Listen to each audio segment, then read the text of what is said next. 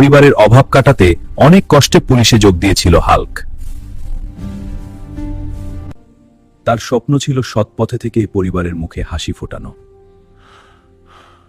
কিন্তু তার বস ছিল অত্যন্ত স্বার্থপর আর অহংকারী। বস, কেসটা সমাধান হয়েছে। আমি এতে আগ্রহী নই। কেসের সমাধান জানলেও বস ছোট পদের কাউকে পাত্তা দিত না।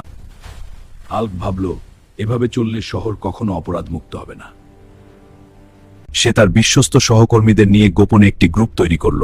এই গ্রুপ গঠন করা হয়েছে গণস্বতাচ্ছি। হঠাৎ খবর এলো, শহর জুড়ে নারী পাচারকারীর দল সক্রিয় হয়ে উঠেছে। নিজের বোনের নিরাপত্তার কথা ভেবে হাল্কের মন ক্যাঁপে উঠল। This case is too big for us.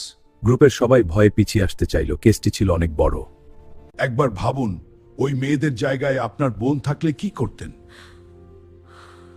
গল্পের পরবর্তী অংশ আরো রোমাঞ্চকর হতে চলেছে। পার্ট 2 মিস করতে না চাইলে এখনই সাবস্ক্রাইব করে আমাদের সাথেই থাকুন। ধন্যবাদ।